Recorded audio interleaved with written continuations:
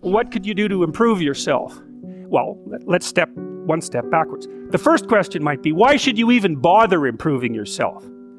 And I think the answer to that is something like, so you don't suffer any more stupidly than you have to. And maybe so others don't have to either. It's something like that. You know, like there's a real injunction at the bottom of it. It's not some casual self-help doctrine. It's that if you don't organize yourself properly, you'll pay for it, and in a big way, and so will the people around you. Now, and you could say, well, I don't care about that, but that's actually not true. You actually do care about that, because if you're in pain, you will care about it. And so you do care about it, even if it's just that negative way, you know. It's very rare that you can find someone who's in excruciating pain who would ever say, well, it would be no better if I was out of this.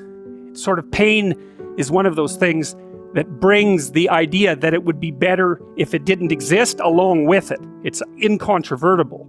So you get your act together so that there isn't any more stupid pain around you than necessary.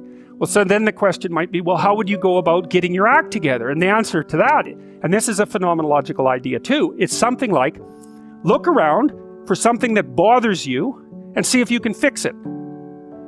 You can do this in a room. It's quite fun to do it just when you're sitting in a room, like a room, maybe your bedroom. You can sit there and just sort of meditate on it and think, okay, if I wanted to spend 10 minutes making this room better, what would I have to do? And you have to ask yourself that, right? It's not a command, it's like a genuine question. And things will pop out in the room that you know, there's a stack of papers over there that's kind of bugging you, and you know that maybe little order there would be a good thing, and there's some rubbish behind your computer monitor that you haven't attended to for like 6 months, and the room would be slightly better if it was a little less dusty and the cables weren't all tangled up the same way. And if you allow yourself just to consider the expanse in which you exist at that moment, there'll be all sorts of things that'll pop out in it that you could just fix. And you know, I might say, well, if you were coming to see me for psychotherapy, easiest thing for us to do first would just be to get you to organize your room. You think, well, is that psychotherapy? And the answer is, well, it depends on how you conceive the limits of your being. And I would say, start where you can start. If something announces itself to you, which is a strange way of thinking about it, as in need of repair, that you could repair, then, hey, fix it. You fix 100 things like that, your life will be a lot different. Now, I often tell people too, fix the things you repeat every day, because people tend to think of those as trivial, right? You get up, you brush your teeth, you have your breakfast, you know, you have your routines that you go through every day. Well, those probably constitute 50% of your life. And people think, well, they're mundane, I don't need to pay attention to them. It's like, no, that's exactly wrong. The things you do every day, those are the most important things you do. Hands down. All you have to do is do the arithmetic. You figure it out right away. So 100 adjustments to your broader domain of being, and there's a lot less rubbish around and a lot fewer traps for you to step into.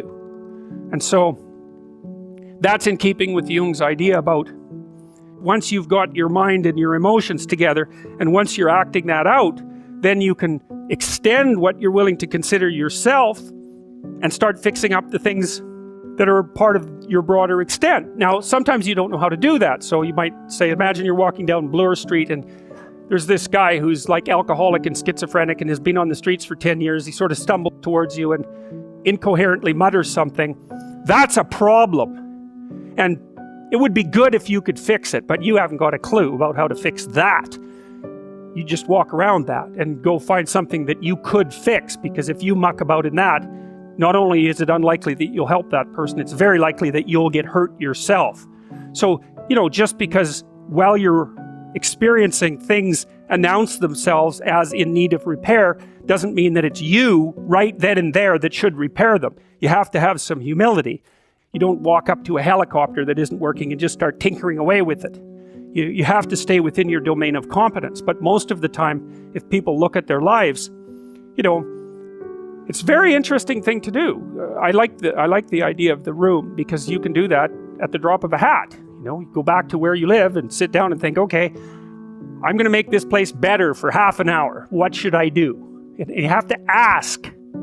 And things will just pop up like mad. And it's partly because your mind is a very strange thing. As soon as you give it a name, a genuine aim, it'll reconfigure the world in keeping with that aim. That's actually how you see to begin with. And so if you set it a task, especially, you have to be genuine about it, which is why you have to bring your thoughts and emotions together, and then you have to get them in your body so you're acting consistently. You have to be genuine about the aim, but once you aim, the world will reconfigure itself around that aim, which is very strange.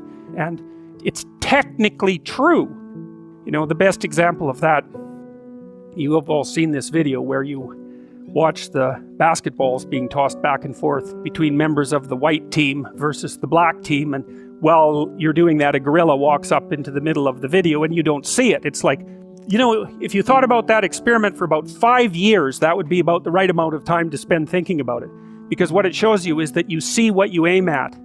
And that, man, if you can get one thing through your head as a consequence of even being in university, that would be a good one. You see what you aim at. And so because what you aim at determines the way the world manifests itself to you.